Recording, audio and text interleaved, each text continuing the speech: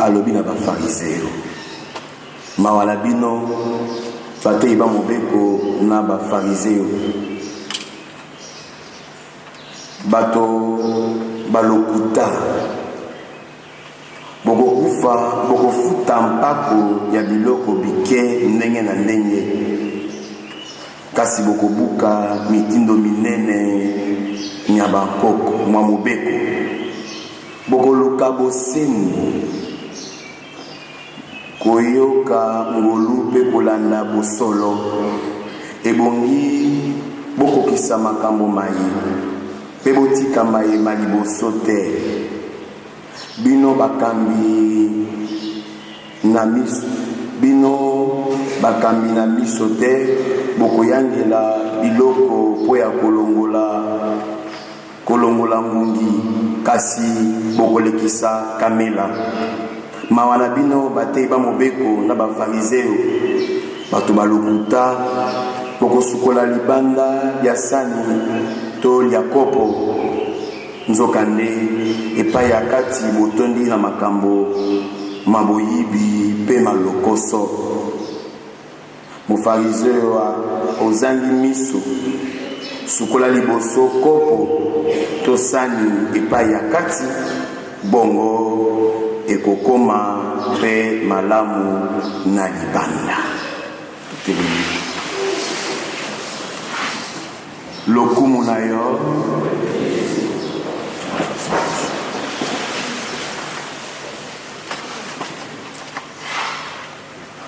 mokonzi okotala motema mwa ngai oyebi ngai mobimba solo. Il est vivant, il est ressuscité. Nani wana maboko yango ya nani kaka.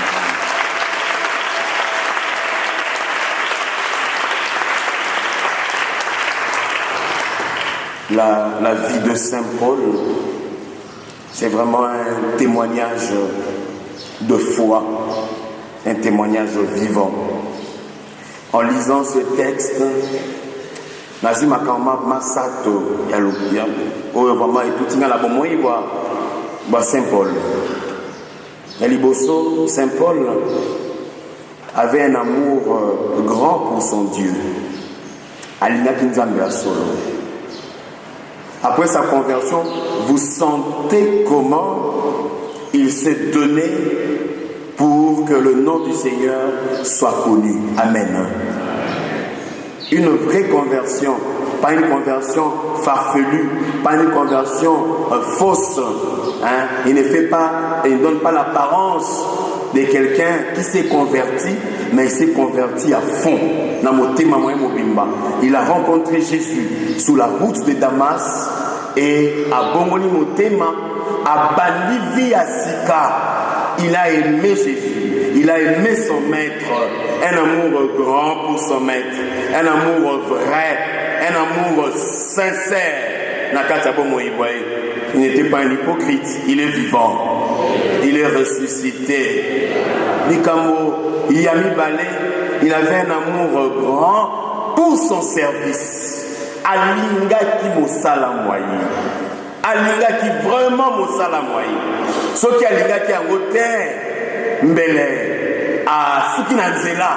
Donc moyi na litani vraiment tout au début akoyem sabango yambote na koma awa na mboka Philippe ba beti ba nyokoli ba yokisi e passe mais il a tenu bon attitude parce que akolinga ensemble akolinga mosala moyen avoir un amour grand pour son service pour son travail ezala mosala ezali moke maître du sérieux aimer son travail même si otekaka ndakala même si otekaka masango même si otekaka makala mosala moya moke wana yoko mona yango moke mais ezali monene na miso manzambe parce que tu offres un service au peuple de Dieu. Peu importe ton service, fais-le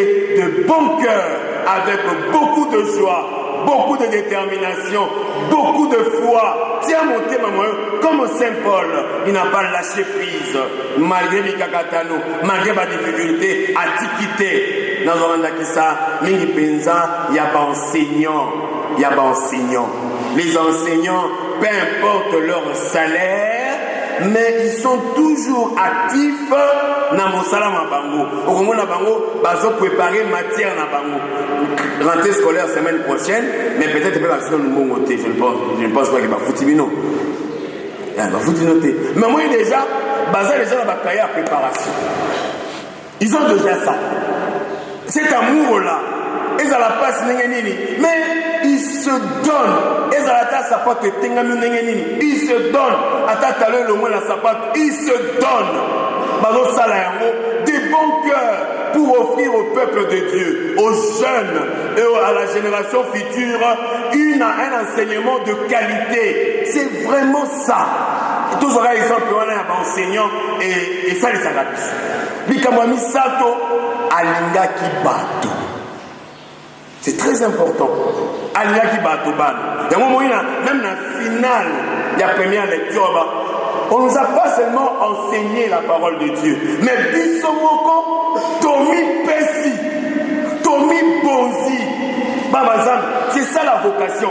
La vocation, exactement la vocation sacerdotale, mais la vocation, la vignon, et le contaka, c'est Tomi Pessi, ce don-là, et la rate la monoko. Mais bon, Moïboyo, et comme Mandakisa, et comme offrande, Omi Pesa pour la bandeko, que tu deviennes une personne consommée. Amen. Le collège à Nabanganzam, attends la passe, attends, on a mon toiletti. Regarde, Coco, na 13h04 minutes, et on veut le goûter à foufou. Il est vivant. On n'a pas bêté le porte, mais c'est la bien Yokanga Kaka.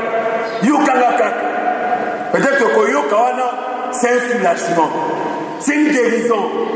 Et c'est ça être consommé. Vous allez à terre, pas bêter le porte, oui, des fois, on l'aime, au télémica, aux autres somnolés, il est vivant. Il est ressuscité.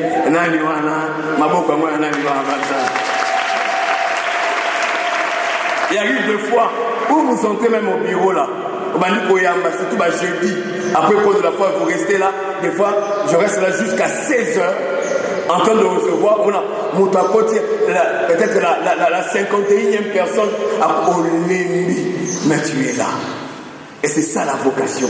Et ça doit être le même pour nous, aux enseignants, aux anani, se donner pour le Seigneur, se donner pour les autres, aimer Dieu, aimer son travail et aimer son prochain, se donner pour la banque. Lorsque tu es vraiment fatigué, donne le meilleur de toi-même. Et ce fut le cas pour Saint Paul. C'est là, vraiment, la conversion de Saint Paul est un témoignage pour nous. Bobo Molimote m'a moyen, au moment où on a dit qu'elle a bien la difficulté à coûter un amour, il trouvait sa joie.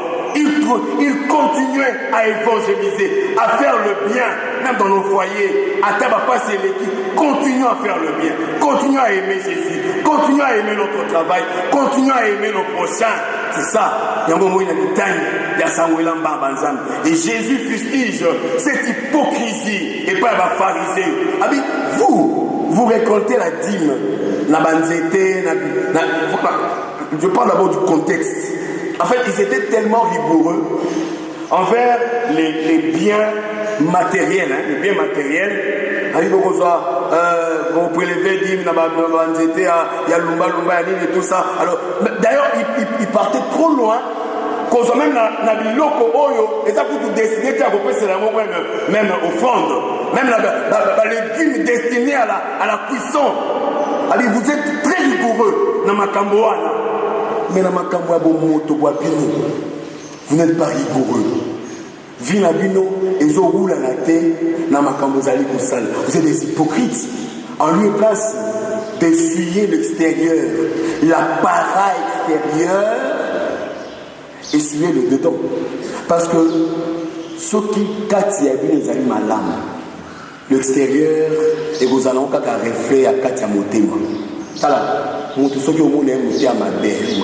Parce que dedans, vous avez monté à ma belle. C'est parce que Et moi, on a dit là, les gars, vous avez dit, vous avez dit, la vie ce qui m'ont témoigné, tu le verras. Au moins, la grande nous vivre à mon terme. Beaucoup de gens, nous tous les chrétiens, des fois nous donnons l'apparence de gens qui sont bons, mais au-dedans de nous, il y a notre cœur est rempli de haine, de jalousie, de cupidité. Il m'a camoué à ma paix. Mais tu peux sa apparence, il y a des gens qui malam, il y a des gens qui malam, mais il y a des gens ce qui sort, et ce qui entre n'ira pas impur, mais c'est ce qui sort du dedans de nous. Et Jésus veut vraiment une religion de cœur, une religion de conversion, mais non pas une religion de façade. Pas une religion de façade. N'importe Ni ozotia elongi na yo, otia mo maquillage, tia pe motema na yo maquillage. Nenge le rezo ngenga, motema na pe ngenga. Ne donne pas l'apparence de quelqu'un qui est bon, qui est bien, mais c'est là, mais au-dedans, ce que tali dit là, il y a ma témoté à ma baie, il y a le kuta, il y a ma toni, il y a le finga la bateau, il y a le kosa la bateau makambo. Moi la joie de ce là. Tout le monde est chrétien là. Moi tout ce kaboué, mais ma zone n'est pour que ça razo li azo fou là. Et belé. Méfiez-vous. Faites confiance au Seigneur. Les gens de ce monde, je ne suis pas sûr qu'ils sont vrais. Seul le Seigneur est vrai. Parce que lui-même nous dit, il est le chemin, la vérité et la vie. Faites confiance à Jésus. Ne faites pas confiance aux humains. Faites confiance à Jésus. Les humains, vous les respectez. Et priez pour ceux-là. Ceux qui vous font du mal. Ceux qui vous haïssent là. Ceux qui vous font du mal, priez pour eux. Comptez sur le Seigneur. Parce que si vous comptez sur le Seigneur, vous êtes emporté par Mité Mamabé à Babi. Mais si vous êtes dans le Seigneur, vous savez, et si vous êtes maman, vous n'êtes pas en Zambie. Et la limite, vous êtes pas en Zambie.